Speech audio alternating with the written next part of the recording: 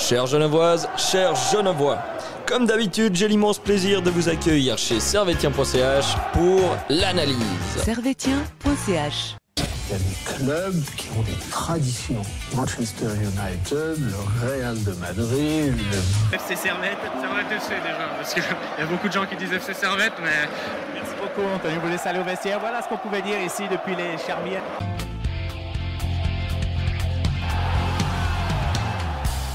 Camarades Servétiens, bonjour, bonsoir et bienvenue dans votre podcast de l'analyse.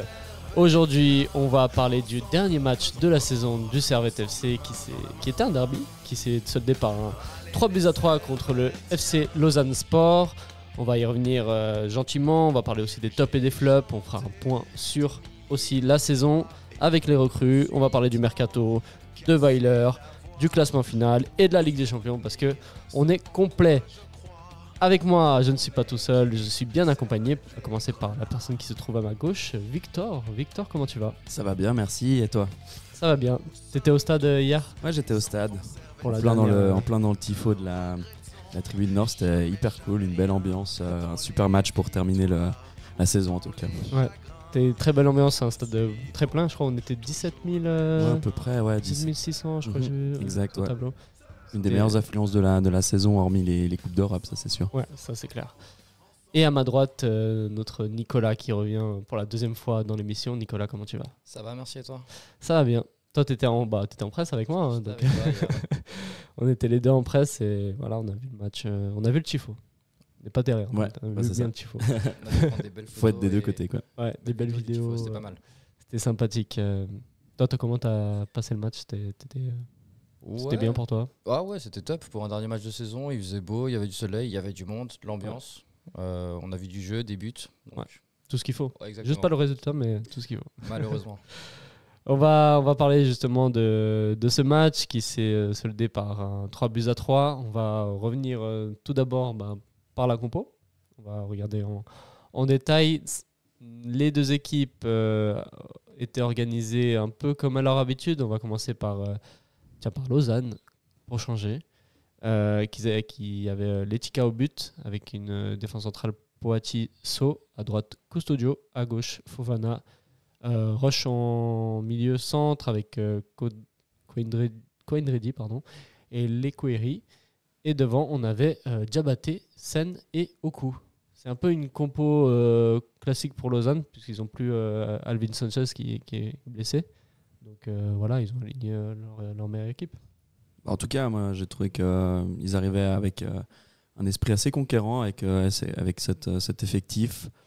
On a d'autres joueurs sur le banc côté Lausanne qui pourraient aussi prétendre à une place, mais je pense que Magnin s'est dit là, on doit mettre toutes les cartes de notre côté pour pouvoir effectivement espérer un mauvais résultat du côté d'IB Lugano pour pouvoir grappiller une place au classement et gagner contre Servette, ce qui n'a pas été le cas. C'est ça, parce que l'objectif de Lausanne, eux, c'était pas un match qui comptait pour du beurre non plus. En plus d'être un derby, ils avaient s'ils gagnaient ce match ou s'ils faisaient un point, ou bref, selon le résultat de IB ou Lugano en face, ils pouvaient se qualifier pour l'Europe directement. Tout à fait, ouais. En 4e place du classement, etc. Ouais. Ouais, là maintenant ils n'ont plus qu'à compter sur Bâle pour se qualifier du coup. Ouais. Mais pour en revenir à ce que tu disais, Victor, je suis assez d'accord avec toi. Sur le banc, ils avaient d'assez bons joueurs. D'ailleurs, on le voit, les deux gars qui rentrent, ils marquent. Les deux buts qu'ils mettent après, c'est deux buts de Oviedo et puis de Ndiaye. Merci, ouais. Donc deux gars qui rentrent et qui marquent des buts. Donc la preuve qu'ils avaient quand même de la qualité sur le terrain, sur le banc aussi pour marquer, quoi. Moi je trouve justement Lausanne a quand même des forces offensives assez intéressantes. J'ai l'impression que tout le monde peut un peu marquer. Tout le monde peut avoir son mot à dire sur le front de l'attaque, comme l'a prouvé le match d'hier, où finalement, même si ça n'a pas trop marché pour Sen et Diabaté, qui sont quand même des bons joueurs, tout le monde peut marquer. Donc c'est vrai que pour Servette, c'était d'autant plus un enjeu avec cette pression du résultat pour Lausanne, et en plus cette période offensive où les joueurs peuvent de toutes parts marquer, quoi, c'est sûr. Mm-hmm. Très bien, on va parler maintenant du 11 de Servette, 4-2-3-1 habituel proposé par Thomas Eberli. Au but, on avait le retour de Jérémy Frick, donc au cage. Devant, on avait Baron Séverin. À gauche, Mazikou. À droite, Théo Magnin, qui faisait aussi son retour sur le terrain. Konya, Doulin, Antunes au milieu de terrain. Antunes positionné plus en 10 derrière l'attaque. Et on avait Kuteza, Stevanovic et Crivelli tout devant. Compo classique, est-ce que vous êtes surpris par une ou un autre choix? Compo classique, je trouve. On avait appris du coup le vendredi matin, à la conférence de presse, que Frick allait reprendre sa place. On savait aussi que Kuteza allait être titulaire pour son dernier match. Sinon, dans le reste, compo classique. Magnin, c'est une surprise un peu. En tout cas, on n'était pas au courant. Et ouais, à la place de Tsunemoto, j'ai pas les motifs de ce choix. Oui, il y avait un peu cette volonté aussi de... Alors, même s'il y avait un enjeu pour ce match, pour Servette, en plus d'être un derby, il y avait la confirmation de la deuxième place. Il y avait aussi un peu cette volonté de faire jouer les joueurs qui ont un peu moins joué, comme Magnin, qui revenait de blessure, et Frick, qui reprend la place au but, alors que Mal était sur une superbe forme. Donc, il y avait un peu du turnover sans trop tourner non plus, parce qu'on avait quand même une équipe type alignée. Ouais, moi je trouve qu'elle est assez cohérente par rapport aussi au dernier match. On a un Baron qui fait 2 mois assez intéressants depuis finalement sa prolongation. Je trouve qu'il a pris vraiment des belles dispositions sur le terrain. Il est plus intéressant que peut-être en début ou moitié de saison. Tout le reste, ça me paraissait cohérent par rapport à un match. D'avoir donné la chance à Magnin, c'était osé. Et puis j'ai l'impression qu'il a essayé de faire au mieux. Je ne pense pas que c'était non plus trop risqué au vu de l'adversaire de mettre Magnin à ce stade-là. Puis peut-être que avec les annonces de potentiel départ de Tsunemoto et le fait qu'il ait encore un contrat valable, l'idée c'était peut-être pas qu'il risque une blessure bête pour peut-être être vendu cet été, qui sait, ce que l'on espère, en tout cas ce que j'espère pas. À noter que Magnin, la dernière fois qu'il avait joué latéral droit, ça remonte parce qu'avant, cette saison, il a beaucoup joué milieu de terrain ou même latéral gauche, mais latéral droit, ça fait un moment qu'il joue pas. Ouais, tout à fait. Ouais. Ça faisait bizarre finalement de le revoir là. Ouais, pour notre couteau suisse servétien, comme on aime bien le nommer. Il y a plusieurs joueurs un peu polyvalents dans cet effectif, avec Baron qui peut jouer milieu, qui peut jouer latéral, qui peut jouer derrière dans l'axe aussi. Magnin un peu pareil. Il y a plusieurs joueurs un peu qui ont une polyvalence. Antunes aussi qui avait commencé à l'époque sur l'aile et maintenant qui finit dans l'axe.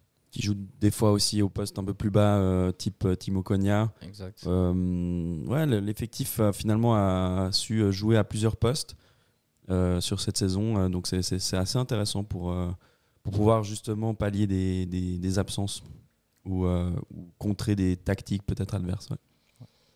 C'est clair, donc on va passer directement au fil du match.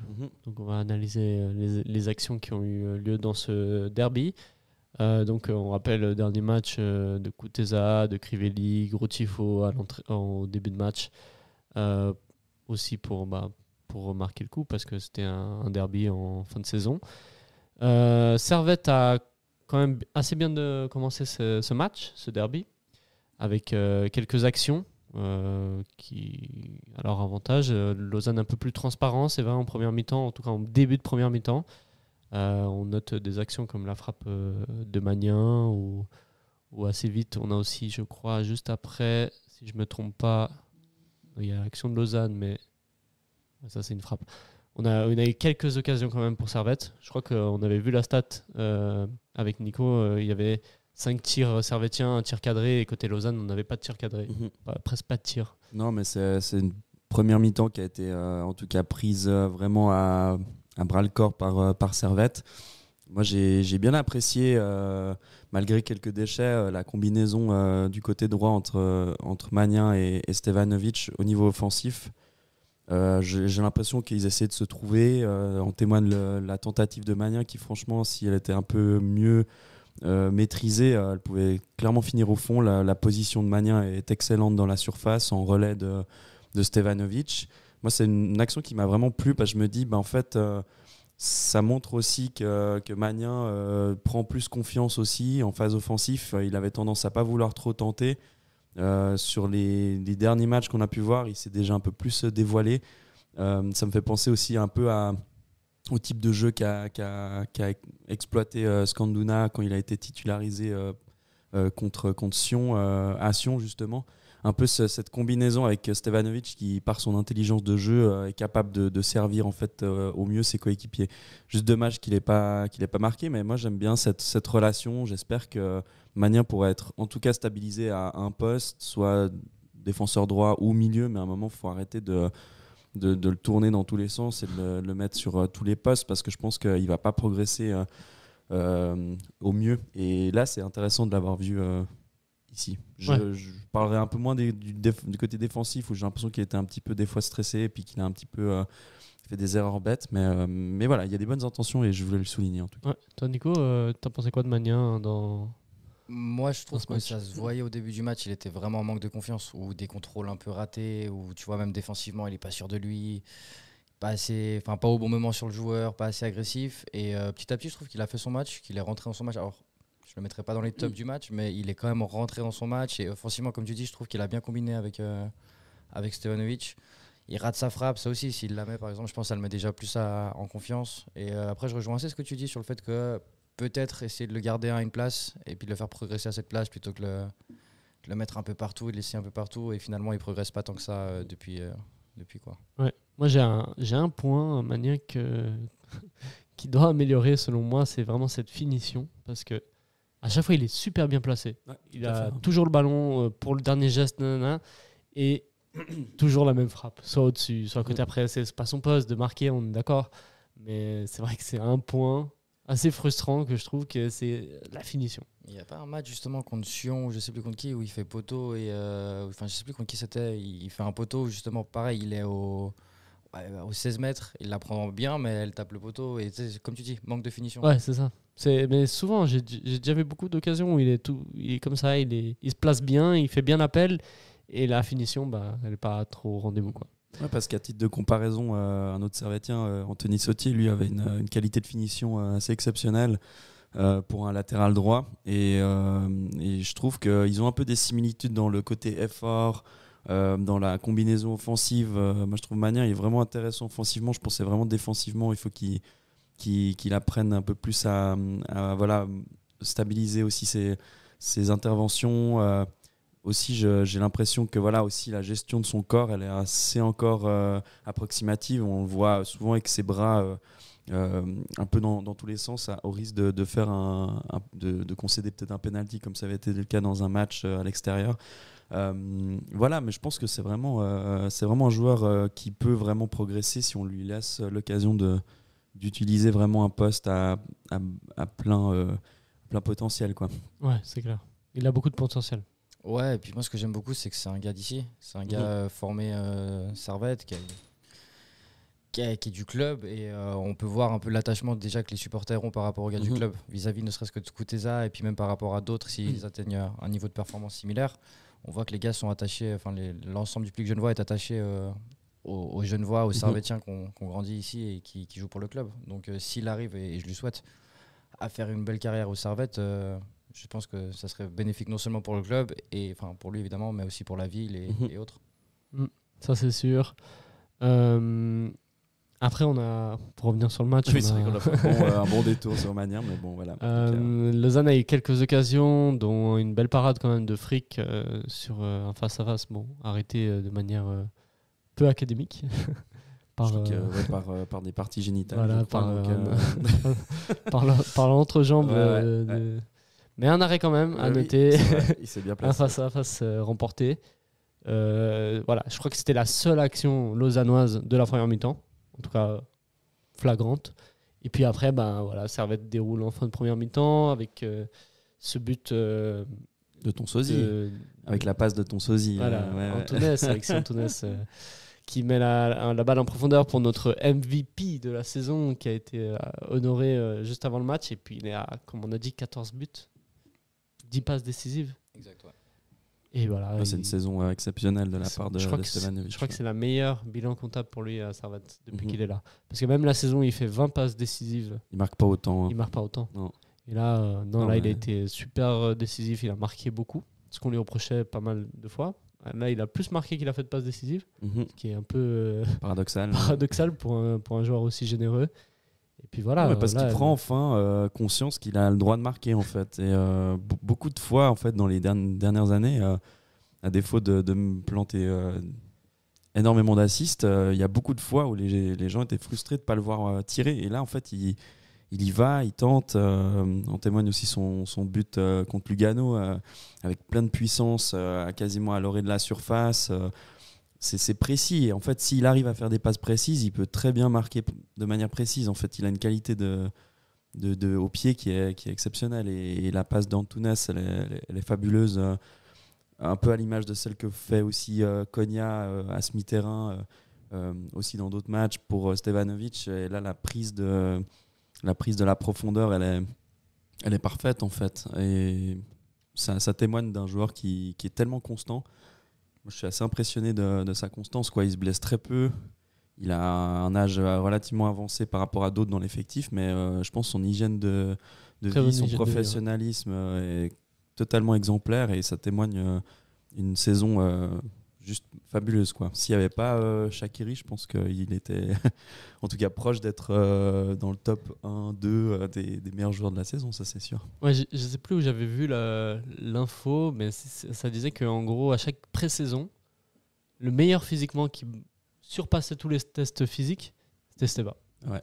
Il arrivait à chaque début de saison et c'était le meilleur en endurance, en rapidité, donc vraiment bonne hygiène de vie, vraiment il arrive toujours en forme.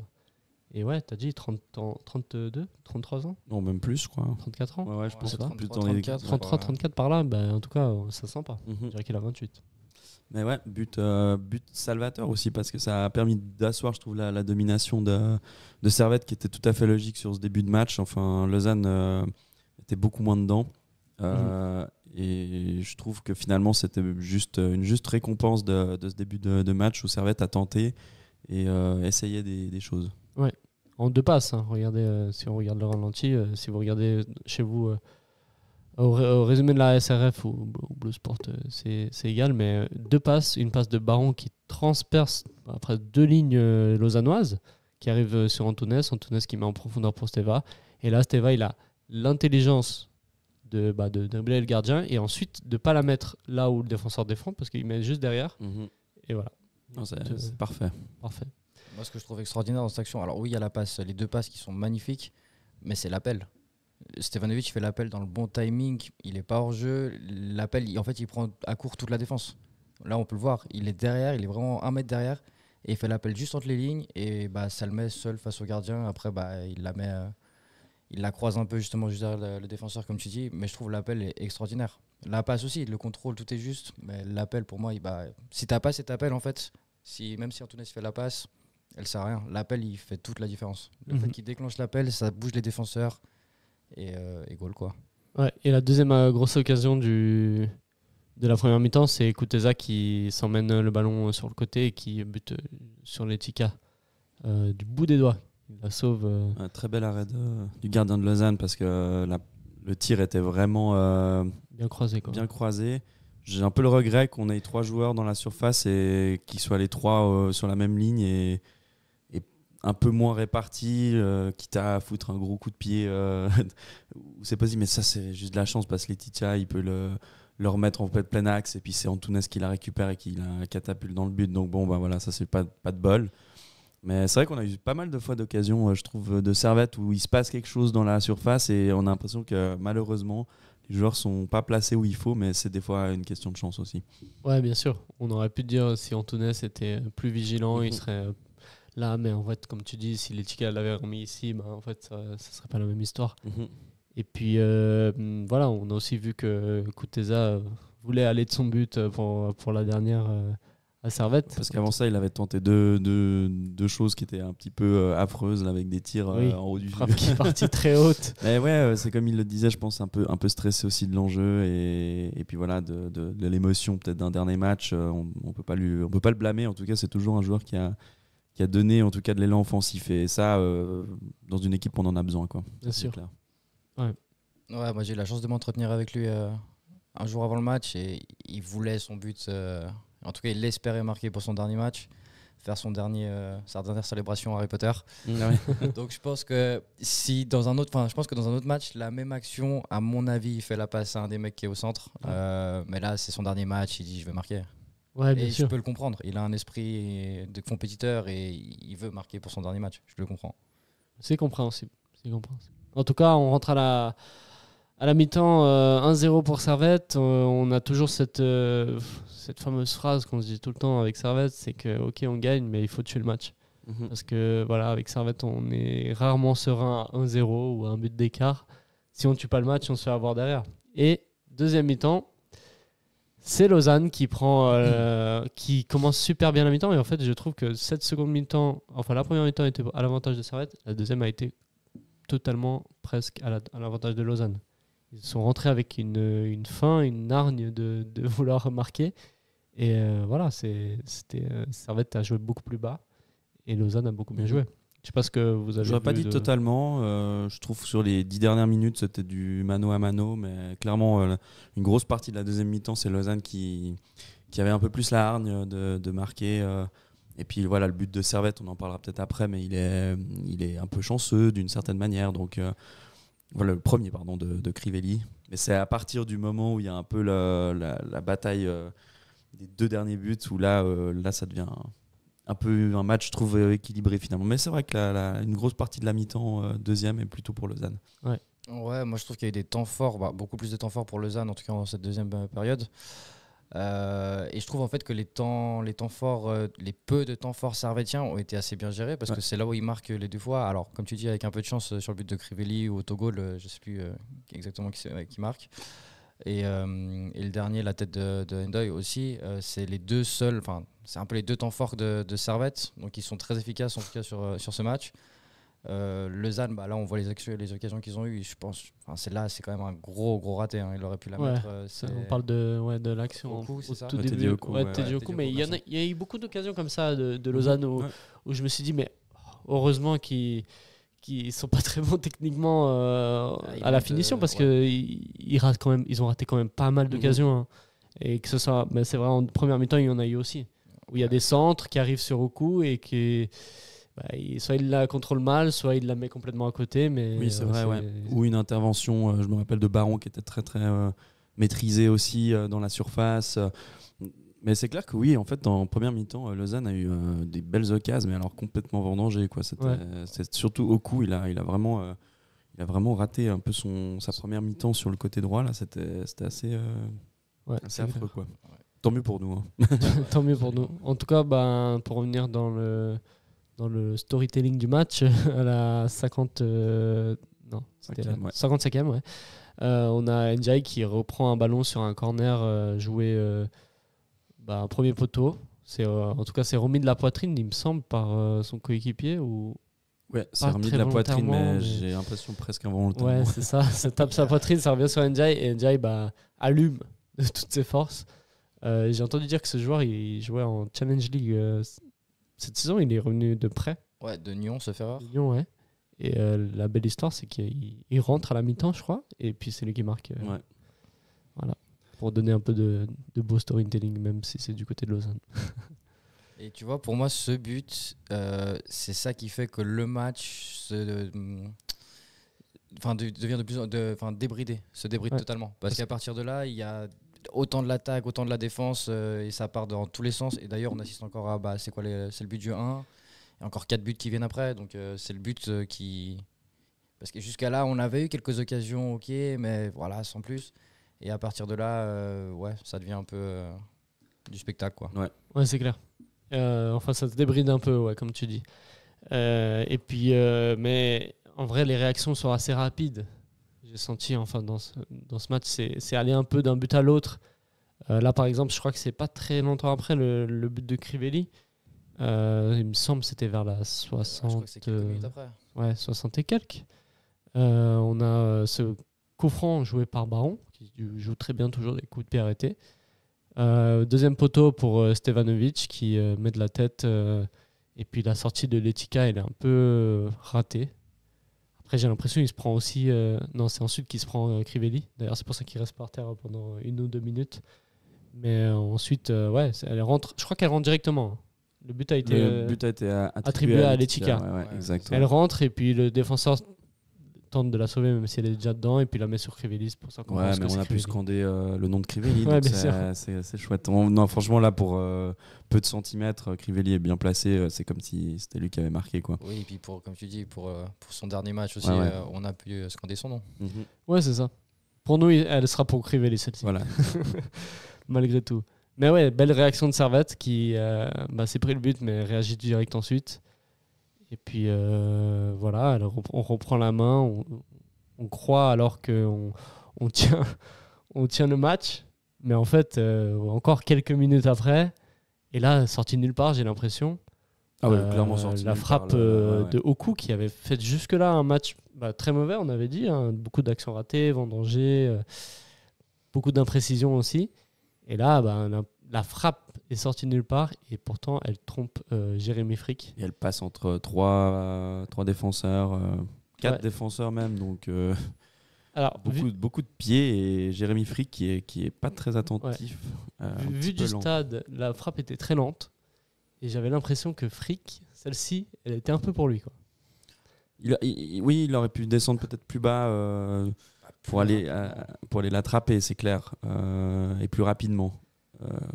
Après, voilà, on sait que Frick aussi a peu de rythme ces derniers matchs. Il a été blessé, une blessure assez compliquée.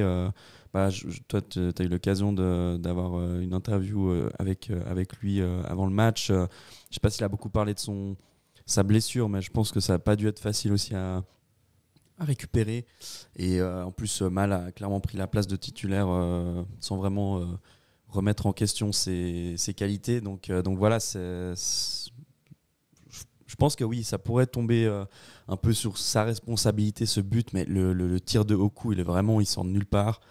Et faut être très attentif et c'est possible que là, il y ait eu un petit moment de relâchement. Moi, Après, tu vois, ouais, vas-y. quand je l'ai vu au stade justement avec toi, je me suis dit, bon, là, il est lent quand même, tu vois, dans sa descente, Il y a même dans une sa mise à hésitation terre, dans le- dans sa mise à terre, il est lent, tu vois. Genre, pour moi, il doit être plus de réflexes, plus sur ses appuis et l'avoir beaucoup plus facilement.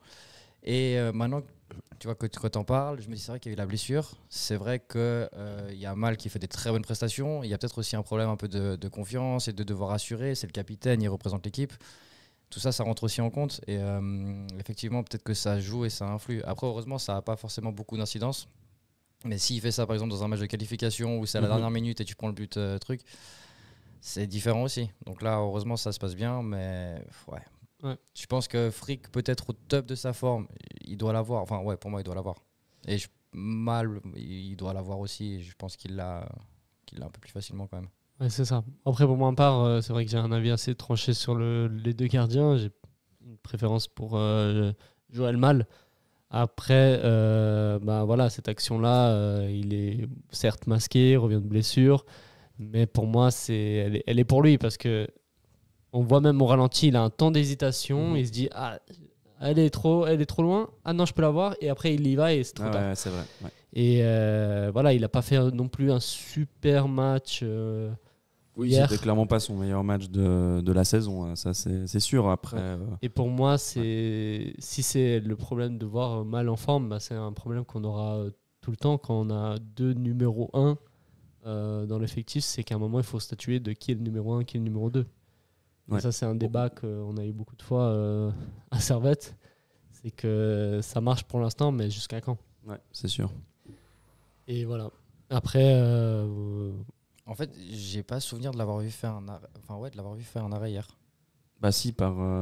Alors, oui. oui. Là où il y laisse un peu du sien, Non, ok. Mais c'est le seul arrêt qu'il fait. J'ai pas souvenir d'avoir un autre arrêt. Non, pas des flagrants arrêts, c'est sûr. Ouais. Sur un corner, une sortie ou autre, mais un arrêt, j'ai pas. Et même balle au pied, je le sentais pas très serein. Mais après, Mal non plus. Balle au pied, c'est pas non plus son point fort. Mais c'est vrai que voilà. C'est clairement un manque de rythme. Pour moi, Frick a des très bonnes qualités. C'est pas pour rien que pendant un moment, on n'arrivait pas vraiment à statuer entre qui est numéro 1, vraiment indiscutable. Je pense vraiment les deux ont leurs qualités et leurs défauts. Sur ce match, clairement, on sentait que pour moi, Frick était un peu moins en confiance parce que moins de matchs aussi. Et le retour à la compétition, je pense que ça fait vraiment un moment qu'il n'avait pas fait de match.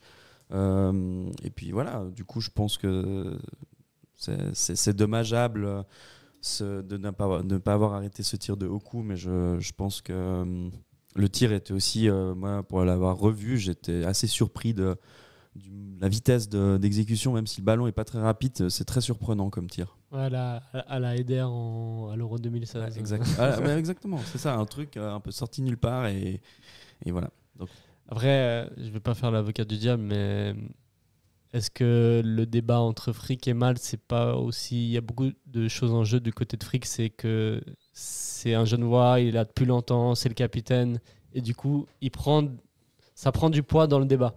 C'est sûr. Plus que le niveau. C'est sûr. Donc, je sais pas. On verra la saison prochaine si c'est encore un débat ou plus un débat. Mais bon, c'est vrai que sur la saison, en tout cas sur une grosse partie de la saison, je pense que Mal a mérité sa place de titulaire dans l'effectif, en tout cas. Ouais, à voir comment Eberly, lui, l'a percé, quoi. En tout cas, le match s'est débridé. Et puis, quelques minutes après, on a eu Enfin, quelques minutes après, non. Quand même, il y a eu 20 minutes entre-temps. Voilà, mais à la fin du match, on a l'entrée, avec l'entrée de Ndoye, de Yeyu Ouattara qui est rentré aussi, Varela, qui a un peu apporté plus de dynamisme dans le jeu. Et puis Ndoye, justement, le super sub, toujours lui. Et ce qu'on attend de lui, c'est ça. C'est la finition, c'est le dernier geste. C'est souvent de la tête, d'aller chercher les ballons comme ça dans un match où l'équipe en face joue plus bas en raison du résultat. Là, Ndoye va chercher ce ballon de la tête et puis va tromper les Chicas. 3-2. Moi, j'adore ce joueur. Je trouve qu'il est arrivé, il s'est adapté en très peu de temps. Alors oui, il a une grande taille qui lui permet de beaucoup marquer de la tête, mais en même temps, c'est pour ça qu'il peut être utile. Je pense qu'il a encore beaucoup d'améliorations à avoir au niveau du...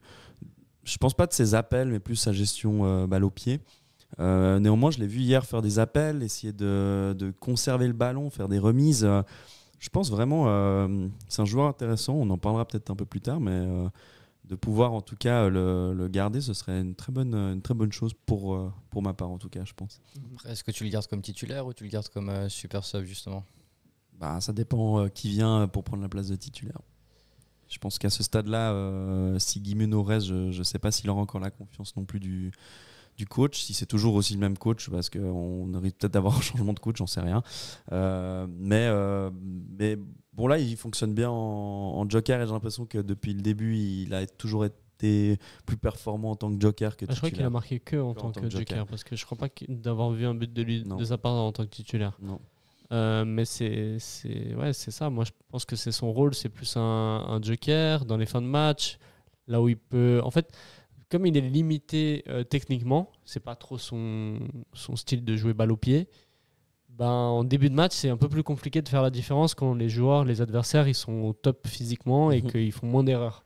Alors que quand le match est un peu plus passé, que les joueurs sont un peu plus fatigués, et que lui, il arrive à pleine énergie, même si techniquement il est un peu plus limité, là, il peut faire la différence. C'est pour ça que j'aime beaucoup le fait que Crivelli soit titulaire, parce que Crivelli, c'est un gars qui court beaucoup, qui met beaucoup de pression et pour reprendre les mots de Konya, il embête les défenseurs adverses. Et en fait, Ndoye, justement, peut rentrer une fois que les défenseurs sont fatigués, épuisés, qu'ils ont eu un Crivelli tout le match. Lui, il a beaucoup plus d'espace et il est là et il met sa tête, etc. Et autres, quoi. Et il a une belle finition. C'est sa qualité, c'est la finition. Comme on disait à l'époque, c'est un renard des surfaces. Il faut le mettre dans les 16 mètres et il a juste à frapper. Il ne faut pas lui demander de faire contrôle, passe ou autre. C'est frappe, goal. C'est ça. Il ne faut pas lui donner trop de liberté technique. Après, on parle d'Ndoye. Hein. Oui. Le dernier match contre Lucerne, il fait la pression et après il fait son petit décalage. Il arrive à la placer hyper loin de manière précise. Je pense que... Je dis pas que c'est un joueur qui pas loin de la louper quand même. Ouais, mais j'ai l'impression qu'il est confiant quand il la tire en tout cas. Non, c'est clair. Il a de l'envie. Ça, on peut pas le retirer. Ouais.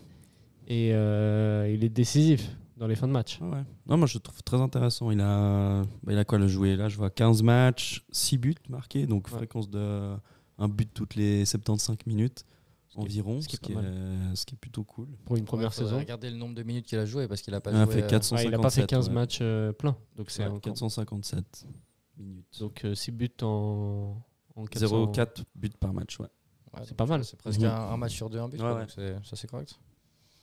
Parce que 470 minutes Ouais.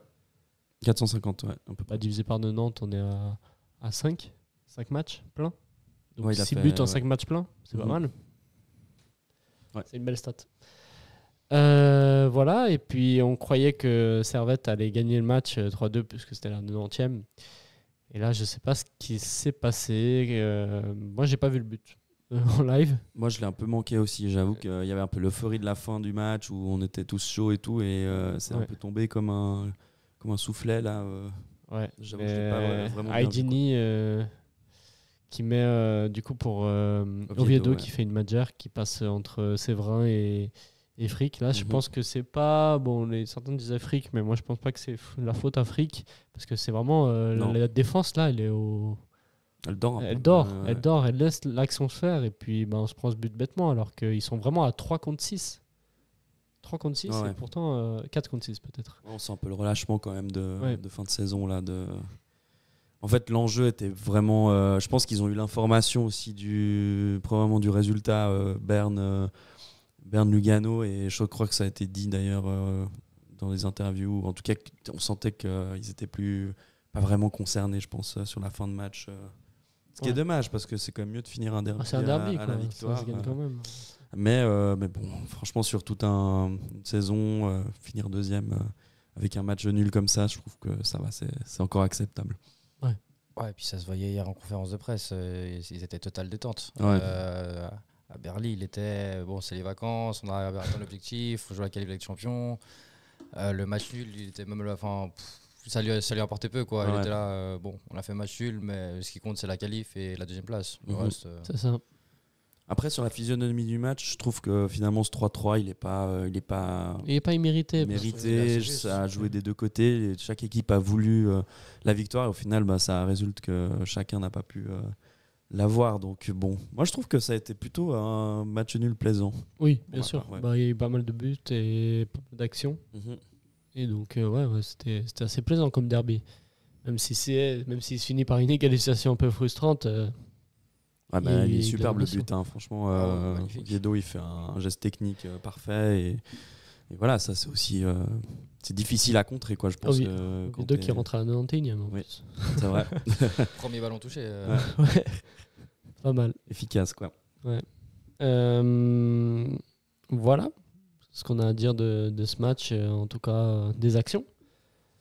Je pense qu'on peut passer vers le commentaire des prestations individuelles et passer au top et au flop. Parfait. Juste après le jingle. Because we're gonna play football. Goal, goal, goal, goal pour le Servette FC. C'est comme quand on ramasse les cerises, on a un œil sur la cerise et puis un œil sur le panier. Voilà, il faut toujours plutôt regarder en haut. Ouais, et on a regardé les cerises aujourd'hui. Puisqu'on est allé chercher en haut, on est allé chercher la deuxième place. Ouais.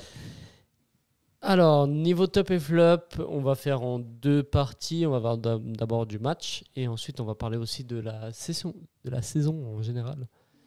À commencer donc par le match, est-ce que vous avez un top qui s'est dégagé aujourd'hui, enfin hier du coup? Moi, je peux commencer. J'ai beaucoup aimé la prestation de David Doulin. Je trouve qu'il a extrêmement bien tenu son milieu de terrain. C'est vraiment un joueur, quand il n'est pas blessé, qui est essentiel, qui va au contact et en plus qui est capable de faire des belles passes ou un beau centre, comme justement il l'a fait pour Ndoye. Moi, je trouve que c'est un joueur qui rechigne pas l'effort. On sent que c'est un gars qui est investi, qui travaille bien et puis qui fait beaucoup pour le collectif. Et moi, j'aime beaucoup ce type de joueur. Et je trouve que là, c'est pas du tout par rapport au match d'hier, j'ai trouvé qu'il a bien tenu le milieu de terrain. Il a stabilisé beaucoup de choses pour éviter des attaques trop intempestives de Lausanne. Donc pour moi, c'est mon MVP du match. Nico, comment tu as trouvé d'abord Doulin et ensuite ton top? Doulin, en fait, je le trouve un peu comme toujours. C'est-à-dire, il fait son match. Il est toujours constant, il est souvent à la récupération des ballons. C'est pas forcément le milieu le plus technique qui va orienter le jeu ou autre, mais il a Cognac qui est là pour ça. Il récupère beaucoup de ballons, il est juste dans son placement. Je le trouve bon.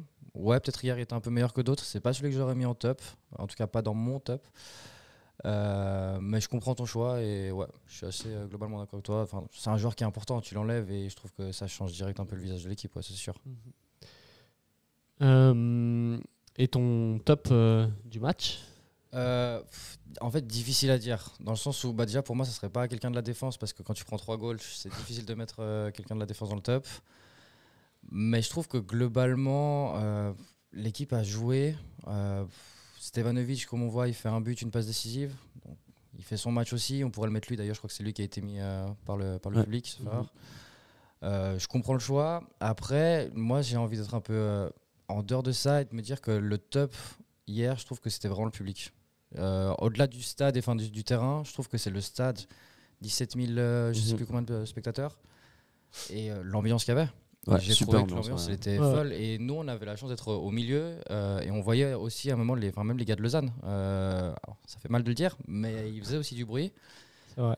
Et après heureusement la Nord fait quand même plus de bruit et puis le tifo, le reste, je trouve que le public, toutes les tribunes comme ça qui étaient quasiment pleines, je trouve extraordinaire et j'encourage et j'espère qu'on verra plus de matchs comme ça la saison prochaine. Donc pour moi c'est vraiment ça le top hier, l'ambiance. Ouais, il me semble que c'est la plus haute affluence qu'on ait fait contre Lausanne depuis la montée et la promotion.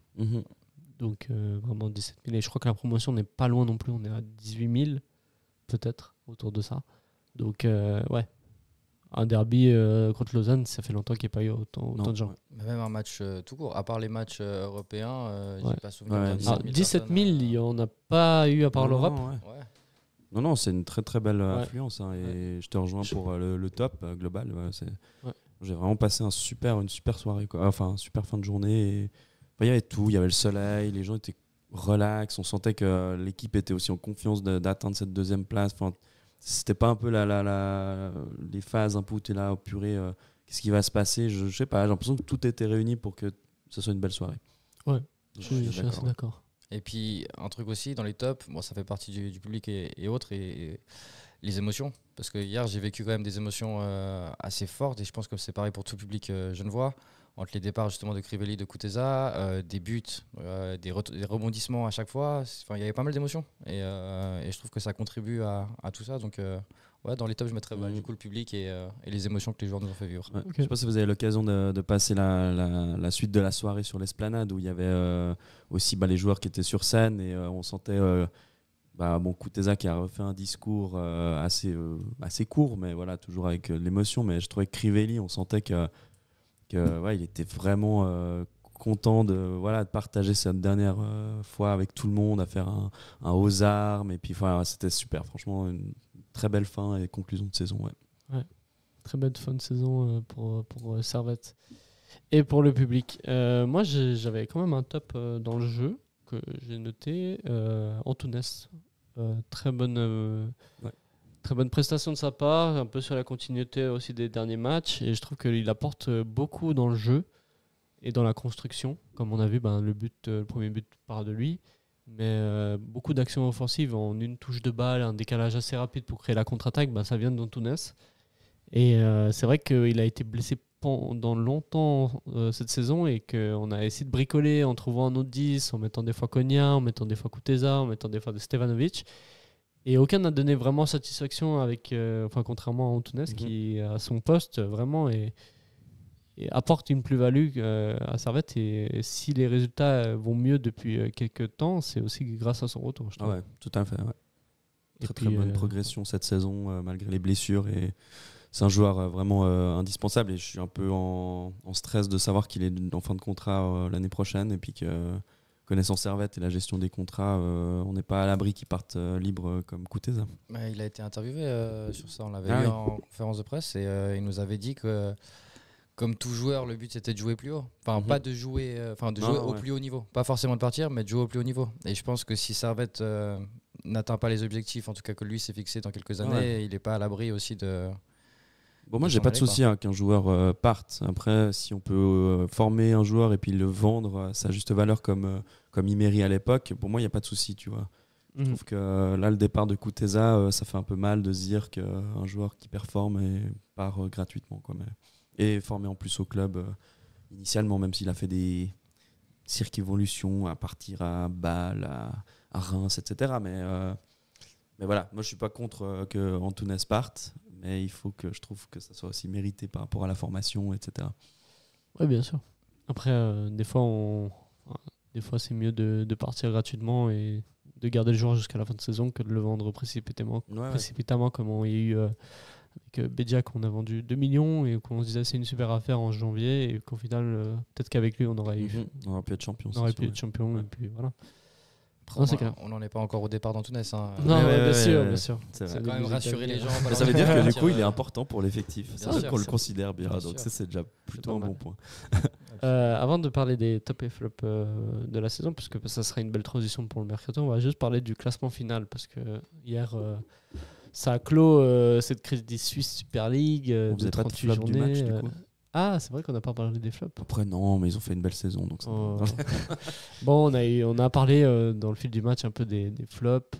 Vous avez relevé que Magnan n'était pas au top techniquement hier. On a parlé aussi de Frick. Donc, au lieu de citer comme flop, on peut juste dire que c'est des prestations qui étaient un peu... Il n'y avait pas de joueur vraiment en dessous totalement. Je trouvais Mazikou, par rapport à d'autres performances dans la saison, il était un petit peu en deçà.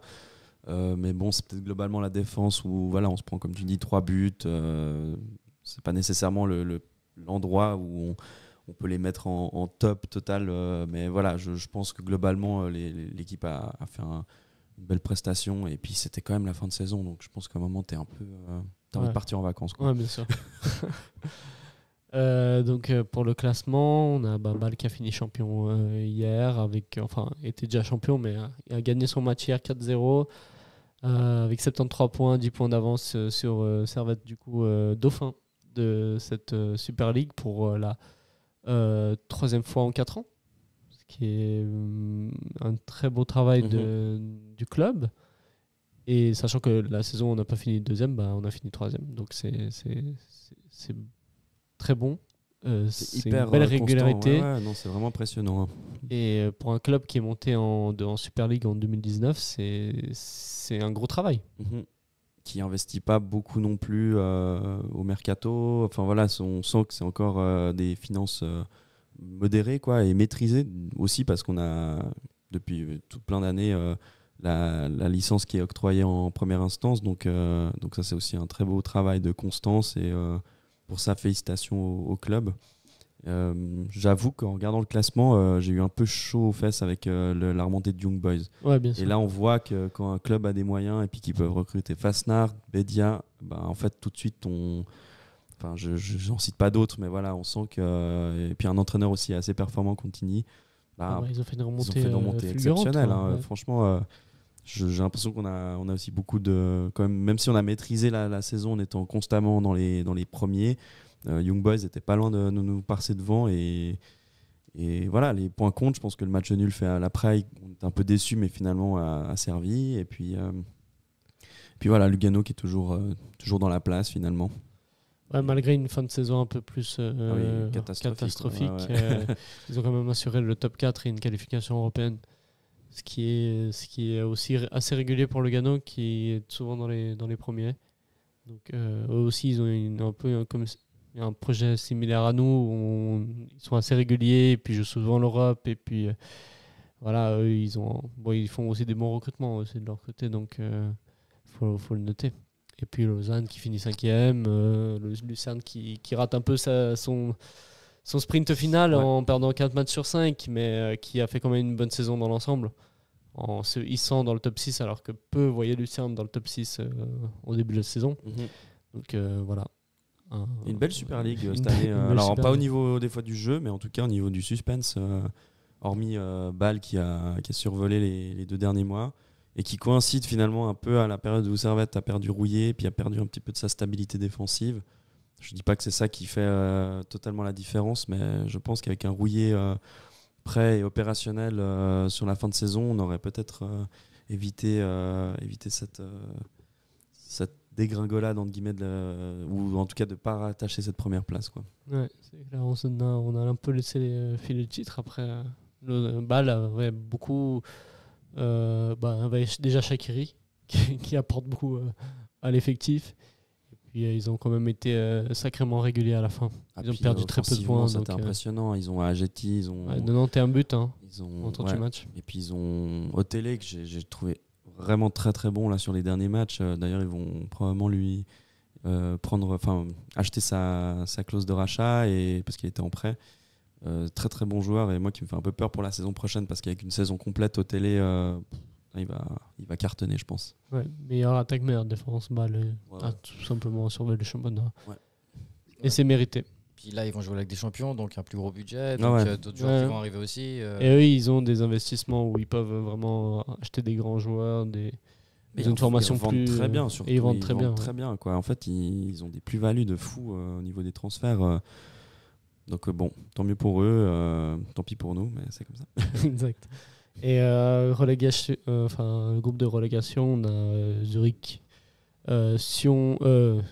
Zurich, Saint-Gall qui était déjà une très belle avance. Je crois qu'ils étaient déjà assurés d'être maintenus malgré. On finit leur saison normale, quoi. Et puis on a Winterthur qui a fait une remontada, qui était dernier pendant longtemps du championnat, a réussi à s'en sortir en passant même pas les barrages, juste au-dessus.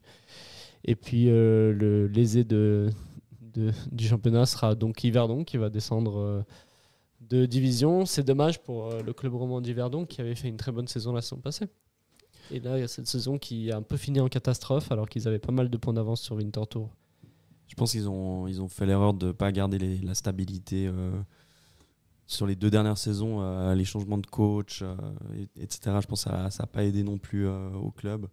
Pourtant, je trouve qu'ils ont des joueurs qui pouvaient en tout cas mériter d'être maintenus, des gens qui s'investissent pour le club. Titre personnel, je trouve que c'est toujours un plaisir, même s'il fait un peu un froid de canard à chaque fois à Yverdon avec le vent et tout, mais c'est quand même un déplacement assez sympa. Et puis en tout cas, en tant que média, on est toujours extrêmement bien reçus là-bas. C'est à souligner, c'est un club familial et on les regrette un petit peu de les voir descendre, mais c'est pour mieux remonter, on va dire ça. On l'espère. Surtout que c'est un club roman qui descend, quoi. Donc, oui, voilà, en fait, tout simplement aussi.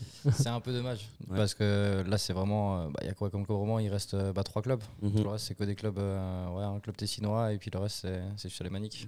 Ouais. Donc, sur 12 clubs, ça fait pas beaucoup de roman.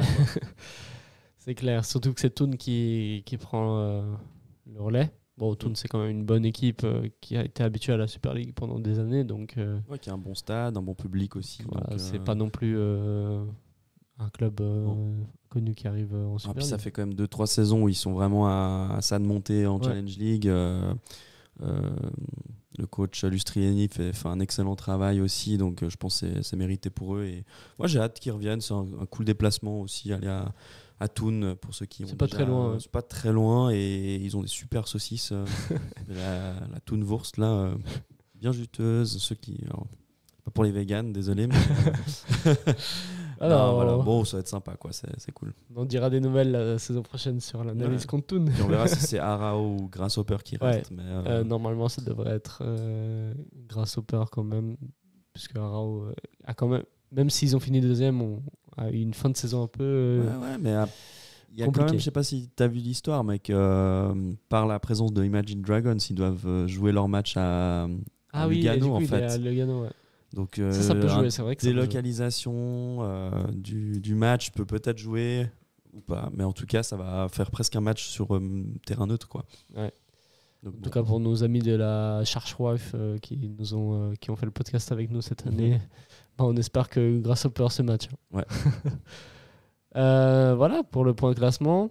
Servette a fini deuxième, donc est-ce que c'est une saison réussie ou non? Oui, clairement. Ouais, non, même s'il y a eu des espoirs de titre pendant quelques mois. Ouais, mais en fait, c'est là où on voit la diff, en fait, c'est d'avoir un effectif vraiment au niveau des remplaçants. Tu dois avoir des gars qui puissent vraiment assurer. Bâle a la chance d'avoir ça, d'avoir un budget conséquent qui lui permette ça. Et en fait, je pense que si tu peux mettre Shaqiri, alors c'est Shaqiri l'artisan, mais et mettre d'autres joueurs qui performent aussi, en fait, pour moi, c'est vraiment une question juste de profondeur d'effectif. Servette a un peu été un peu chaud et froid au niveau du jeu cette année. On a eu beaucoup de critiques envers Eberli, mais bon, c'est finalement une deuxième place. Le résultat parle finalement pour lui, malgré des gens, et moi des fois aussi, qui estimaient que le jeu n'était pas très alléchant. Mais force est de constater, je trouve qu'on a plutôt bien fini le tour, les quelques derniers matchs du coup du Championship. Là, on a plutôt bien assuré et ça montre que l'équipe est quand même assez forte. Ouais, moi je suis d'accord avec toi. Je pense que l'équipe fait un bon championnat. Finir deuxième, je pense que c'était l'objectif, finir dans les 4 premiers. Objectif atteint. À partir de là, ok. Après, maintenant, moi, c'est pour la suite. Dans le sens où combien de temps ils vont vouloir finir. C'est bien beau de finir à chaque fois deuxième, troisième, quatrième, autre. Mais il y a un moment, il faut les gagner. Et en tout cas, pour un club comme Servette, 17 fois champion de Suisse, à un moment, finir deuxième, ça suffit plus. Et la question, c'est quand est-ce qu'ils s'en rendront compte, en tout cas de la direction, et quand est-ce qu'ils auront vraiment envie de gagner. Parce que, justement, hier encore, Kuteza nous en parlait en conférence d'après-match, et il nous disait, les équipes comme Bâle et IB, chaque année, avant chaque championnat, ils nous disent on veut gagner. Eux, c'est établi d'office. On va pour la première place, on va pas pour finir deuxième, troisième ou autre. Et je pense qu'une mentalité vainqueur, et une équipe qui gagne, ça commence par là. Ça commence par la mentalité tout en haut et qui se transmet aux joueurs et autres. Et j'ai hâte de voir le jour où Servette nous dira on veut gagner et pas on veut finir dans les 4 premiers ou autre. C'est ça, il disait que Servette doit arrêter de se cacher derrière le fait que voilà, on est content du podium, ok, c'est très bien, mais genre il devrait avoir les ambitions d'arriver en début de saison et de dire ok, nous on veut jouer le titre, c'est notre volonté. Même si on est là depuis pas longtemps, voilà, on a prouvé, on est régulier, maintenant on veut jouer le titre. Et qu'il trouvait un peu dommage que Servette se cachait un peu tout le temps. Il était un peu satisfait du minimum et jouait un peu les outsiders où ils disaient ok, on est dans le podium, c'est très bien. Voilà. Surtout qu'en termes de jeu, sur les 4 dernières années, c'est une des équipes les plus joueuses, c'est intéressant. Les joueurs se connaissent très bien aussi. Alors, à quand les départs des cadres, quoi. En fait, on se demande quand va partir Konya, il part jamais, mais c'est possible qu'il parte un jour, etc. Quoi. Mais moi, je vois un peu, là, on va parler après des joueurs, etc. Mais quand tu vois un peu le recrutement cette année, en fait, c'est là où on pêche, quoi. Enfin, on n'a pas de joueurs qui ont vraiment pris l'ascendant et qui ont été totalement décisifs pour nous, quoi, malheureusement. Là, donc, en fait, on compose toujours avec ce corps de joueurs qui date de 2018, qui date de l'époque de Gérard Bonneau, et puis en tout cas en partie, et puis un petit peu des joueurs de la formation. Et je pense qu'il y a un cap qui doit être passé. On ne peut pas jouer des Coupes d'Europe et toujours avec le même effectif, quoi. Ouais, c'est sûr, ils doivent prendre là, et j'espère qu'ils vont le faire cet été, prendre les joueurs qui amènent le plus. Les joueurs qui amènent on passe de deuxième à on passe de premier. Et on va gagner un titre. Alors oui, ils ont gagné la coupe l'année passée, magnifique. Mais là, c'est le championnat. Là, c'est le championnat qu'il faudrait. Et c'est jouer quelque chose en Europe. Alors, jouer quelque chose. Pas forcément faire une demi-finale ou une finale d'Europa League ou autre. Mais on voit chaque année, alors à part cette année, Bâle, ça fait demi-finale de l'Europa League il y a quelques années. Ça joue la Conference League. Conférence, pardon. Ça fait des prestations et ça battait, surtout à l'époque, ça battait des grosses équipes, et on attend ce step up de Servette aussi. Ouais, bien sûr. En parlant de direction sportive, le point est tout amené.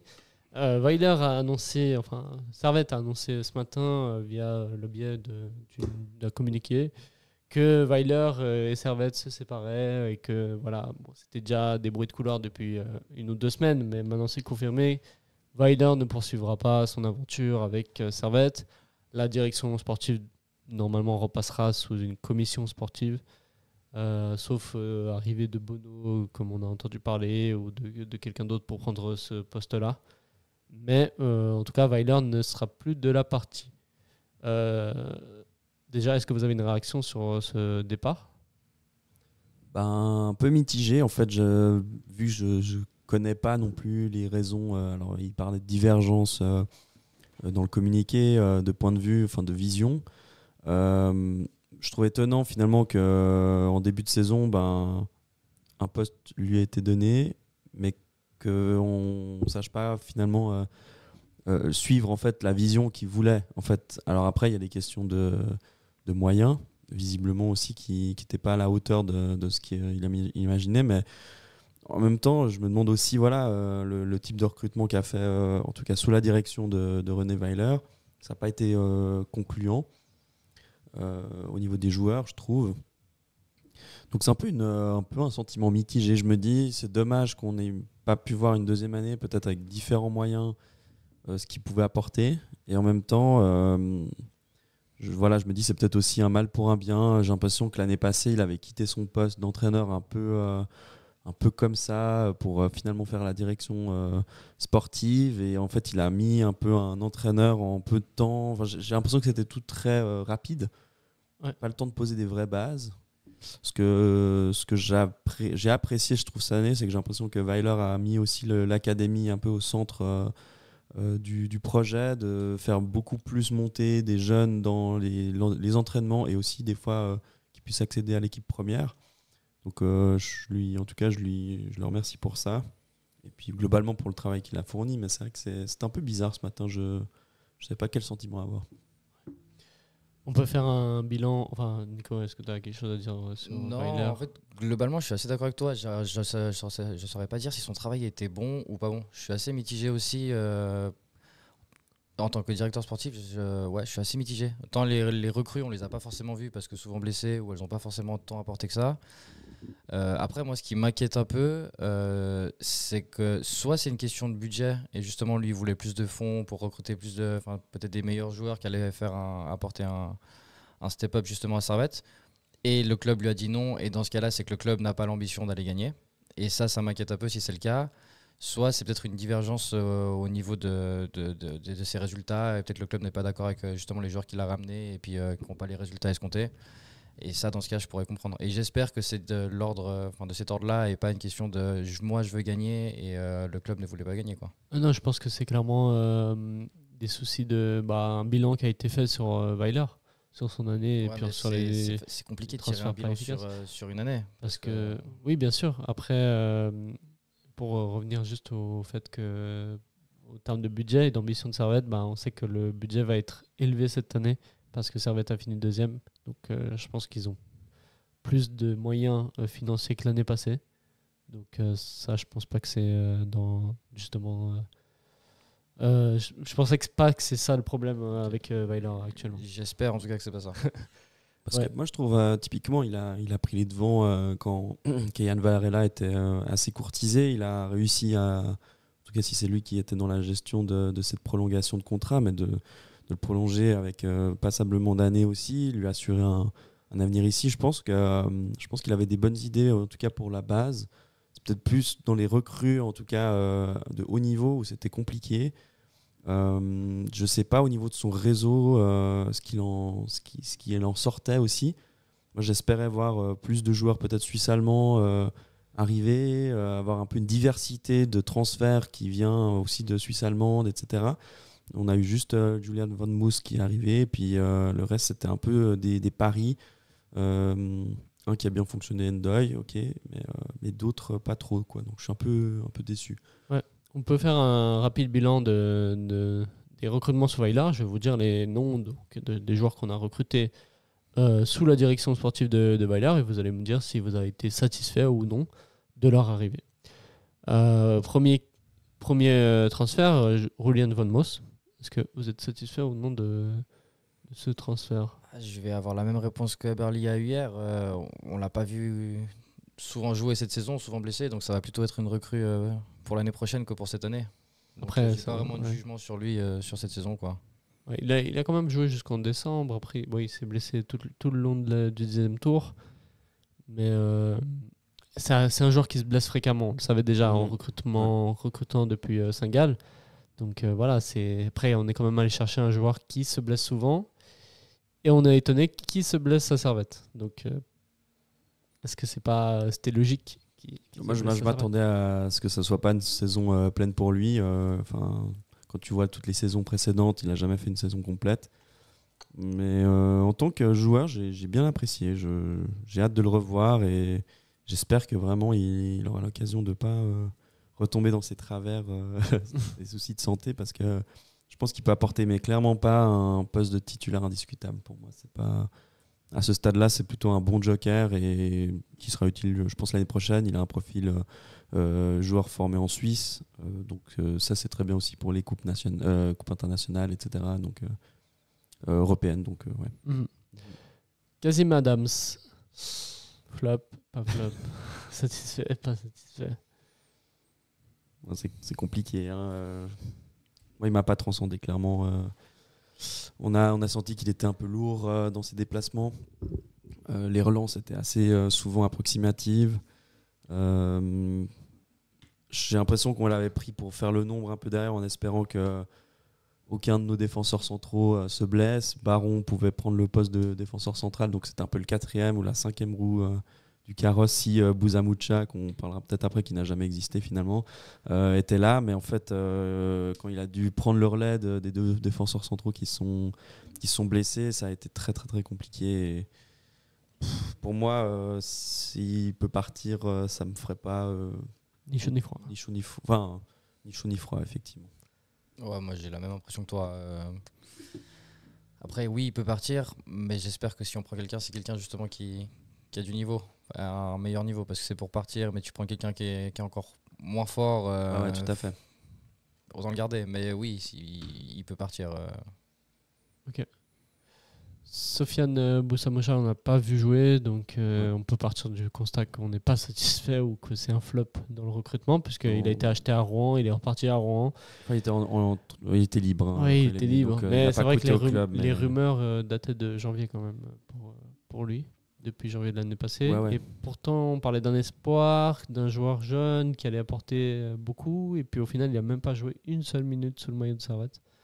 Qui était quand même dans les meilleurs défenseurs de National en France, qui était très estimé dans son club à Rouen aussi. Donc on se dit, c'est un leader, c'est quelqu'un qui pourrait progresser. Et apparemment, même aussi en M21, il ne donnait pas satisfaction. Donc voilà, après très peu de temps, il est retourné à Rouen. Quoi. Ouais. Simba Koli vas-y. Non, moi j'ai juste souvenir du bon match qu'il fait contre Young Boys. Je crois que c'est le dernier match du premier tour. Ouais, il fait le passement de jambes. Ouais, et puis même il est percutant tout le match ou autre. Après, il part à Carouge. Ouais, j'ai pas grand chose d'autre à dire sur lui. On l'a vu quoi, une demi-saison. Donc, c'est ça. Ouais. Moi, j'ai pas compris l'intérêt de l'avoir recruté, de l'avoir pas tout de suite prêté à Carouge s'ils estimaient que c'était pas bon. De l'avoir testé, au final de l'avoir prêté en cours de saison pour finalement prendre Ben Yangba qui revenait, mais je vois pas Simba Koli qui était nécessairement complètement en dessous. Il avait marqué, il progressait, donc moi je suis un peu déçu qu'il a été assez vite renvoyé à Carouge en prêt, parce que j'aurais bien voulu le voir une bonne demi-saison et puis voir ce que ça donnait, mais il est parti très très tôt. J'ai l'impression quand même que c'est dur de passer de la Challenge League à la Super League, un joueur de Carouge, et puis passer à Servette, c'est quand même un gros gap. Pour moi, il était un peu limité. Après, il est encore jeune, donc il avait peut-être une marge de progression, justement, un potentiel à exploiter. En tout cas, il est revenu à Carouge. J'ai pas eu vent de sa fin de saison à Carouge. Je crois qu'il a planté 2-3 buts. Ouais, mais je crois qu'il n'était pas aussi impactant que la saison d'avant. Ouais. Ah, puis t'as aussi la confiance. Oui, totalement. Tu pars à Servette, on te dit c'est bon, on va tester autre. T'arrives, tu fais un ou deux bons matchs en tout cas, de ce que j'ai souvenir, et puis en fait on te dit non, tu retournes à Carouge. Donc tu passes du top un peu à la seconde division, à Challenge League. Je pense que t'en prends un coup aussi moralement. Donc forcément tu performes pas aussi bien. Je crois qu'il a encore un contrat valide pour l'année prochaine. Donc, oui, il revient de prêt en juin. À mon avis, il va pas revenir à Servette, quoi. Ouais, il sera je vois pas trop. Je vais parler des 3 joueurs qui sont en prêt actuellement à Servette. Est-ce qu'on lève, parce que les 3 ont une option d'achat, est-ce qu'on lève oui ou non l'option d'achat de Nongué, de Ben Yangba et de Aliou Ndoye? Le dernier pour moi. Pareil. Ndoye, on le garde. Il a montré beaucoup d'envie. J'ai l'impression qu'il s'est bien intégré dans l'équipe. En fait, tu le vois même sur le banc ou auprès des autres, et il était performant, quoi. Enfin, je veux dire, pour le coup, une demi-saison, et pourtant il a été très en vue. Pareil, et puis surtout si lui aussi on le recrute pas et qu'on le laisse partir, on n'a plus personne devant. On a Guimono, mais on connaît pas encore son futur à Guimono. Et on n'a plus personne devant, en fait, tout simplement. Ouais, puis il a 23 ans, il est encore jeune. Je veux dire, il a un profil assez intéressant, comme on disait avant. Joueur très longiligne, grand, très bon de la tête, qui peut progresser, je pense, beaucoup. C'est vrai que si tu compares Simba Koli et Et Ndoye, il n'y a pas photo entre les deux. Je trouve Ndoye est quand même plus intéressant si on parle d'attaquant pur. Parlant des deux autres, je pense que ça se passe de commentaires. C'est pas des joueurs qui ont amené une plus-value au club. Ouais, Ben Yamba a fait des bonnes entrées quand même, a fait trois bonnes prestations. De racheter, non, pour moi. Mais c'est vrai qu'il a été blessé toute la saison, et mais quand il revenait, il était re-blessé. En fait, c'était un problème fréquent de blessure. Je pense que c'est ça qui lui a... Puis Nonge, au final... Ouais, Nongue, problème comportemental. De comportement. De discipline. Disciplinaire. Donc, garder un joueur qui a des problèmes de discipline, c'est pas forcément l'objectif de Servette. Et pour finir, le dossier Weiler, parce que voilà, on va aussi parler des joueurs qui... Enfin, il y a un autre joueur qui était en prêt cette saison, mais qui est annoncé partant, du coup, Alexander Ling, qui était une des signatures de l'année passée, qui n'a pas joué. Et puis cette saison, on l'annonce sur le départ, on l'a dit qu'il partait, l'option de prêt à Sander JK au Danemark a été levée. Voilà, juste pour finir sur Weiler. Et donc, voilà, dans toutes ces recrues, est-ce que c'est un bilan positif ou négatif de la direction sportive de Weiler? Pour moi, il est clairement négatif. Ouais. En fait, là, j'étais en train de noter, voir à chaque fois qu'on disait top ou flop ou autre. On a une majorité de flop. Il y a un joueur qui est... Enfin, il y en a qu'on ne peut même pas évaluer. Et le reste, il y a peut-être Ndoye qui fait partie des tops. Le reste, c'est dans les flops. Ouais, c'est clair. Donc, s'il est parti dû à ça, je peux comprendre. S'il est parti dû à autre chose, je sais pas. Ouais. Mais oui, effectivement, là, quand on évalue sa saison... dur, hein. Toutes les recrues et aucune n'a donné entière satisfaction. C'est ça. Mais après, est-ce que tu évalues par rapport au résultat et tu te dis, bon, il a fini deuxième quand même, malgré les recrues ou autres? Non, mais malgré le fait qu'on ait un corps de joueurs qui se jouent depuis 4 ou plus années ensemble et puis qui se connaissent, quoi. Enfin, je veux dire, il n'y a pas de... Ouais, ça, je suis d'accord. Pour le coup, là, c'est clairement le corps de l'effectif, l'âme de l'équipe qui a permis de maintenir cette deuxième place. On ne va pas parler de recrues, pour moi, c'était insignifiant et dommage, parce qu'en fait aussi on remarque qu'il y a eu beaucoup de transferts libres, on dit ok, manque de moyens, etc. Mais j'ai quand même l'impression que, en tout cas si on reprend les années Bono, etc., il y avait quand même des joueurs qui venaient et qui ont amené une certaine plus-value, même s'ils étaient gratuits, quoi. Bien sûr. Genre Sasso, on peut prendre Konya, ça c'était un énorme pari de le voir évoluer, mais c'est un flair qu'il faut avoir aussi. Séverin, qui a aussi énormément progressé sur les années qui venaient. Et en fait, je trouve que c'est pas un argument de dire en fait il manque des moyens pour acheter des joueurs, peut-être. Je dis pas que Weiler c'était ça son discours, mais on peut aussi très bien composer un effectif avec des joueurs libres, sans contrat ou en prêt, mais qui en fait, genre l'arrivée de Babou, ça c'était un gros plus pour l'effectif, quoi. Et voilà, ça a été aussi travaillé. Crivelli arrivé en prêt aussi, gratuit. Comme donc Bedia aussi, ouais. À un moment, il y a des joueurs qui peuvent vraiment avoir un bon niveau et ils peuvent être libres de tout contrat. Donc, je suis pas convaincu qu'il faut tout le temps acheter. Alors peut-être c'est les questions de salaire aussi, ça, c'est autre chose. Mais voilà, je te rejoins. Je trouve que le bilan est plutôt négatif cette année. Ouais. Juste un point positif, Keyan Varela qui a été monté du coup avec l'équipe première. Après, je sais pas si c'est un choix de Weiler ou un choix d'Eberly. Mais on peut le noter dans les tops si on veut rajouter une petite coche. Ouais, on peut rajouter un.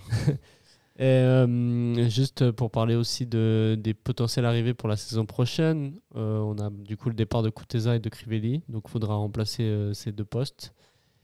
Et on a déjà un nom, on a plusieurs noms qui ont circulé, mais le premier est... pardon, j'ai un blanc. Le premier c'est Morandi, Giotto Morandi de Grasshopper. Qui est le joueur phare du club et qui est en fin de contrat et qui va signer du coup à Servette normalement d'ici la semaine prochaine. Donc est-ce que c'est une bonne recrue déjà de ce premier nom que vous entendez ? Oui, c'est clairement une bonne recrue. C'est un joueur qui connaît le championnat, qui a quand même eu des stats décentes malgré le fait qu'il a un peu moins joué sur cette deuxième partie de saison. En raison justement peut-être de son probable départ, mais je crois qu'il est à 6 buts, 5 assists. C'est un joueur qui qui joue vraiment au milieu centre, un peu qui pourrait être un bon relais de Konya Antunes. On a besoin de ces joueurs, on manquait de joueurs comme ça. Donc en espérant qu'ils viennent avec la connaissance de l'effectif et sachant qu'il y a des joueurs indéboulonnables, indéboulonnables, merci. Mais voilà, s'il arrive à amener une profondeur et qui servent en fait à l'effectif, pour moi c'est une très bonne recrue. Ouais, donc ça serait un peu le remplaçant de Kuteza, même si c'est plus un milieu off, pour pallier plus à Antunes qui est souvent absent. Donc c'est vraiment un pur 10, Giotto Morandi. Donc ça fait du bien aussi d'avoir dans ce poste-là qui nous manque quand même un joueur de cette qualité-là. Ouais, moi j'aimerais bien avoir Di Giusto, mais je pense qu'il est hors de prix. Je crois que tout le monde veut Di Giusto depuis. On est plusieurs à le vouloir. Depuis 3 ans, il y a tout le monde qui veut Di Giusto. Mais il est toujours à Winterthur. S'ils étaient descendus cette année, peut-être qu'on aurait pu négocier quelque chose. Mais là... Ce joueur est incroyable. Moi j'adore. Mais bon. Ouais. Peut-être, on sait pas. Peut-être. Après, faut négocier. On voulait Di Giusto, on aurait simplement voulu que Kuteza et Crivelli restent. Les deux. Si on veut un gros effectif pour être premier, bah voilà, il faut Di Giusto, et Kuteza et Crivelli. Non, mais ouais. Et Morandi. La deuxième rumeur, c'est Samuel Mra, qui joue joueur slovaque qui joue dans le championnat slovaque. Non, polonais. Et qui cette saison a marqué 16 buts et 4 passes D en 34 matchs en première division polonaise, ce qui n'est pas non plus une division très inférieure à la Suisse, hein, la Pologne qui a quand même un championnat assez bon en Europe, même si c'est pas non plus du standing des hauts championnats européens, mais 16 buts en 34 matchs, c'est un profil qui est intéressant. Ouais, tout à fait, hein, si ça se matérialise, profil 1m83, je pense qu'il y a aussi, comme on voit aussi des sélections internationales, quelqu'un qui a connaissance un petit peu du haut niveau, qui a joué dans quelques championnats. C'est sûr que c'est pas c'est pas du top player, c'est pas un Jonathan David qui est libre de tout contrat à Lille qui va venir, mais je trouve que justement pour un joueur qui viendrait libre, ça peut être un profil intéressant, et clairement pour moi s'il vient c'est remplaçant numérique de Crivelli. Crivelli, ouais. Et on parlait des blessures avant, alors au-delà des statistiques que je trouve relativement en tout cas correctes, voire bonnes, il fait 34 matchs sur 34 matchs possibles. Ah, il est le pain quoi. Ouais, c'est ça, et dans le sens où c'est pas un joueur qu'on prend et qui a l'habitude de se blesser ou autre. Au moins, c'est sûreté par rapport à ça et fiabilité, donc c'est déjà une bonne chose.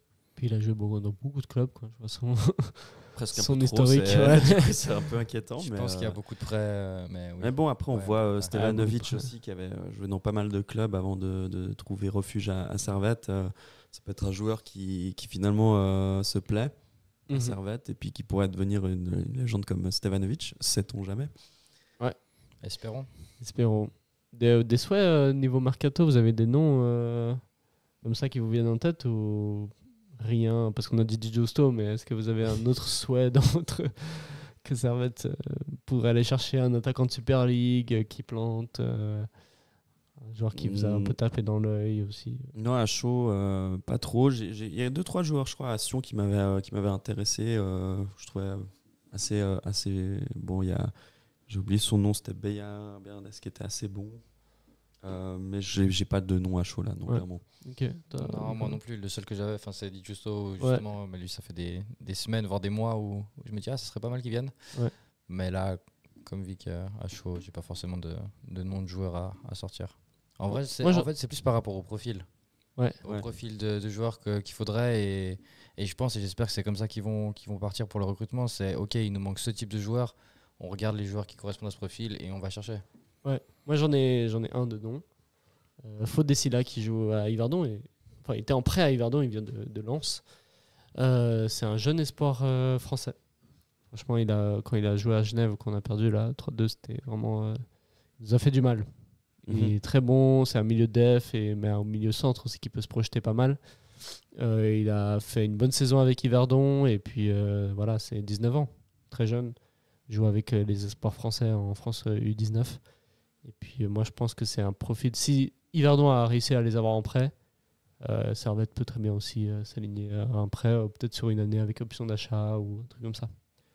Mais c'est toujours un peu la question de savoir, est-ce qu'on recherche des joueurs qui étaient plutôt dans les petits clubs de la première division ou même en Challenge League, ou est-ce qu'on tape maintenant dans des gros joueurs? Moi, je suis quand même persuadé qu'on peut trouver des bons joueurs dans les premiers de Challenge League et dans les derniers de Super League. Il y a quand même moyen de trouver. Moi, j'aime bien aussi à Vaduz, Cavane aussi, qui était avant à Saint-Gall, qui a marqué, je crois, 13 buts cette saison en Challenge League. Je pense que c'est des profils d'attaquants. Quand on voit qu'ils peuvent planter en Challenge League, potentiellement, ils peuvent aussi être intéressants en Super League. C'est ça, hein, Nsamé, meilleur buteur en Challenge League, et après il est parti à exactement, Young Boys, quoi. Exact. Il y a ça. On a aussi un joueur, Wallen, j'ai oublié son nom, qui était au Stade Lozanouchi, qui a mis aussi 16-18 buts.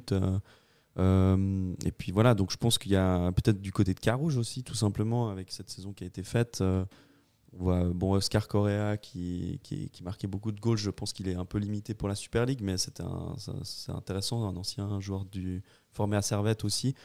Mais voilà, c'est aussi voir peut-être est-ce que le club est capable d'aller un peu fouiller dans des petites pépites de Challenge League ou dans les derniers un peu de Super League, histoire de leur donner vraiment un step-up. Donc voilà, moi je pense que le club devrait un petit peu fouiller dans le national, quoi. Dans le national, pourquoi pas viser encore plus haut et aller justement dans les bas de classement du top 5 ou top 4 européen. Ouais, genre Lucerne. Tu vas chercher en Ligue 1, par exemple, en Ligue 1 ou en fin de classement. Il y a peut-être des joueurs qui veulent jouer un peu plus haut. Et puis en fait, cette année, on a un argument de poids, je trouve, c'est l'Europe.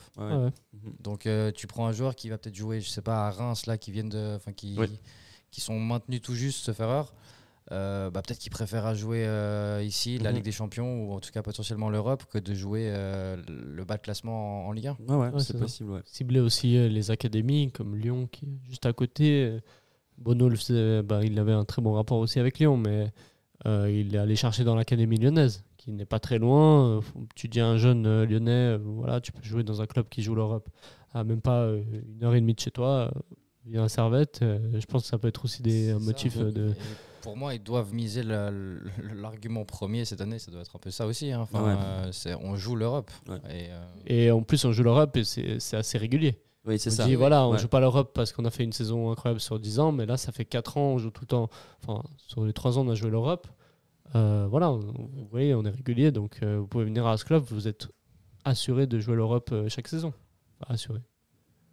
Voilà. Dernier point pour finir cette émission, on s'est qualifié pour la Ligue des Champions. On ira donc en deuxième tour qualificatif de la Ligue des Champions et nos adversaires potentiels, on les connaît déjà. On a le choix on n'a pas le choix, ça sera un tirage au sort, mais ça sera forcément un des 3 clubs qu'on va citer maintenant. Ça va être soit les Rangers, qu'on a déjà rencontré il y a 2 ans, Pilsen, qu'on a aussi déjà rencontré il y a 2 ans, ou sinon le RB Salzbourg, Red Bull Salzbourg, que ça on n'a jamais affronté, mais qui est une très très grosse équipe d'Europe. Première question, est-ce que vous avez une affinité particulière avec un souhait peut-être personnel de qui vous voulez tirer dans ces 3-là? J'avoue que j'ai pas suivi les équipes et leur championnat à plein poumon cette année. Mais dans les noms, je prendrais Pilsen, quoi. Pilsen, pour une revanche. Pour une revanche, je pense que c'est une équipe à peu près qui pourrait nous convenir. Je pense que là, les 2 autres équipes sont quand même armées, elles ont des budgets aussi conséquents. Ça me paraît plus compliqué en tout cas. Et leurs joueurs aussi sont assez performants. On regarde un peu la saison, je sais qu'à Salzbourg, il y a Gluck là, qui est un jeune milieu israélien qui a marqué 10 buts, 5 assists. Bon, probablement qu'il va partir de Salzbourg, à moins qu'il veuille faire encore une année et se former beaucoup plus dans le giron de Red Bull. Mais voilà, on voit aussi les Rangers, c'est 80 buts marqués, 40 encaissés en championnat. C'est des grosses fortes de frappe, quoi. Donc moi, j'ai un peu peur de ces équipes. Donc je dirais plutôt Pilsen. Pilsen. Moi, je partage mot pour mot, je partage ton avis totalement. Pour moi, on en parlait hier du coup après le match. Pour moi, c'est l'équipe qu'ils doivent prendre. Et je pense que c'est l'équipe la plus réaliste, qu'on peut battre en étant le plus réaliste, quoi. Les autres, je dis pas qu'on a aucune chance, parce qu'on a vu contre Rangers encore, c'était quoi, il y a 2 ans maintenant. On n'est pas ridicule face à eux. Mais pour moi, ouais, l'équipe qu'on doit battre, c'est Victoria Pilsen. C'est l'équipe la plus facile sur le papier, en tout cas. Et puis les Rangers, ils sortent quand même d'un quart de finale d'Europa League. Ils ont un stade pleinement acquis à leur cause. Je pense aussi que là, ils commencent vraiment à se remettre de la grosse période compliquée. Ils sont beaucoup plus stables en championnat. Ils régatent avec le Celtic pas cette année parce qu'ils ont eu passablement de points de retard pour le championnat. Mais c'est une équipe qui prend de plus en plus confiance, je pense, à mesure qu'ils font des championnats, et plutôt bons championnats, et aussi des Coupes d'Europe. Ils ont des excellents joueurs. Tavernier qui est toujours là, présent. On a, je notais aussi, Dessert, c'est un attaquant aussi, 18 buts. Enfin voilà, des gars, j'ai l'impression que, sauf s'ils partent cet été, ça va être compliqué. Et puis Red Bull, comme je disais avant, je crois que c'est le côté finance qui est... Ils peuvent se faire prêter les joueurs qu'ils ont envie, de Leipzig s'ils ont envie, pour qu'ils s'aguerrissent. Ils ont une force de frappe de pouvoir recruter aussi. S'ils vont perdre Gluck, ils vont recruter un autre talent parce qu'en fait, après, ils pourront le vendre. En fait, c'est un club de business et qui a en fait des bonnes performances aussi en championnat, même s'ils n'ont pas pu gagner cette année. Ouais, exactement. C'est vraiment l'empire Red Bull. qu'il faudrait pas tirer parce qu'ils ont vraiment une force de frappe. Après, il y a la question de l'adversaire, mais quel déplacement on ferait qui serait cool. Voilà, je pense que les gens ne veulent pas refaire Pilsen. Glasgow, ils ont déjà fait. Après, l'Écosse, c'est toujours cool. Ça peut être toujours cool. Après, c'est en juillet. Hein. C'est en juillet. Il risque de faire beau, c'est déjà pas mal. C'est ça. Et Salzbourg, c'est pas si loin, Salzbourg. Hein. C'est juste à côté, nos voisins. C'est vrai que Salzbourg, c'est un peu aussi facile de pouvoir y aller en voiture s'il y a besoin. C'est plus accessible, on va dire. Vous avez une envie de déplacement là Il n'y a aucun des pays où il fait beau, il fait beau et chaud, quoi. C'est pas l'Espagne, ouais. C'est pas l'Espagne, c'est pas l'Italie. On peut pas tirer Panathinaikos. C'est pas la Grèce. Non, après, je pense objectivement le stade des Rangers, ça a quand même le plus impressionnant. Moi, j'irais. J'ai pas eu l'occasion de le faire il y a 2 ans, mais je pense que c'est ce qui me plairait le plus. En tout cas, si je devais aller à un endroit, j'irais voir un match je suis d'accord. À Glasgow. Puis si on passe ce tour, juste pour l'anecdote, vas-y. On pourrait avoir soit l'OGC Nice, soit Feyenoord, soit Benfica, soit le deuxième du championnat qui est pour l'instant, ça peut être l'Union Saint-Gilloise ou Club Bruges, soit Fenerbahçe. Ce qui est des clubs d'un standing. Du gros niveau quand même. Hein. Là, Wow. Mais là, c'est-à-dire que si on passe et qu'on perd contre une de ces équipes, on est assuré d'être en Europa League. En Europa League, je crois que c'est ça, parce qu'il y a 2 ans, c'était ça. Je sais pas si ça a changé. Toujours un bin, ça. Voilà. Est-ce qu'on va en barrage de Europa League ? Je sais pas. Faudrait voir. Non, parce qu'il me semble que justement, si on perd là contre Pilsen ou autre, on va en barrage. On va en 3e tour de qualification Europa League. L'avantage, c'est que si on gagne contre l'équipe qu'on prend maintenant, là, on est sûr de jouer l'Europe. Ouais. Je sais pas laquelle encore, mais on est sûr de jouer l'Europe. C'est vrai. Je crois que c'est Conférence League. Ok. Mais du coup, c'est la date des affrontements européens. On peut d'ailleurs finir sur ça. Je vais mettre la petite musique de fin. La date de la reprise du championnat, puisque ça sera le premier match du championnat de la saison prochaine. Ça sera entre le 22 et 23 juillet. Enfin, ça sera une des 2 dates. Ça sera d'abord le match aller du coup à Genève, puisqu'on est l'équipe pas tête de série. Du coup, on accueille le premier match. Et le retour, le déplacement sera forcément soit le 29, soit le 30 juillet. Donc réservez vos places, vos billets d'avion pour une de ces 3 destinations, Glasgow, à partir du 18 Salzbourg ou Pilsen. Il y a des destinations qui font plus rêver que ça, en tout cas, pour un mois de juillet. C'est vrai. Mais voilà. En tout cas, très heureux d'avoir fait cet épisode dans votre compagnie. Et aussi d'avoir fait toute cette émission cette année, puisque c'est la dernière de la saison. Il y aura peut-être un live la semaine prochaine ou dans 2 semaines pour faire vraiment un recap de la saison, tout ça. Mais en tout cas, c'était la dernière analyse sur un match de cette saison. Et puis, ça fait très plaisir d'avoir fait cette saison à vos côtés. Et puis, d'avoir eu autant de retours de votre part, les téléspectateurs, enfin les spectateurs sur YouTube, sur Spotify. Ça fait très plaisir, en tout cas, toujours de vous lire, de voir vos partages et de voir vos likes. N'hésitez pas d'ailleurs à liker, commenter, partager. Et puis nous, on se retrouvera la saison prochaine. Avec plaisir. Avec des beaux matchs européens et une très belle saison qui s'annonce, avec un très beau mercato, on espère. En tout cas, reposez-vous bien cet été, profitez des vacances, il fait beau, il fait chaud. Et allez voir l'Euro féminin aussi. Allez voir l'Euro féminin qui aura lieu à Genève, qui est la première fois en Suisse, donc il faut vraiment profiter du 2 au 27 juillet. En plus des matchs européens, il y aura des matchs d'Euro. Voilà, c'est beau ça. Hein. C'est le festival. C'est le festival. En fait, la destination où il faut aller cet été, c'est Genève.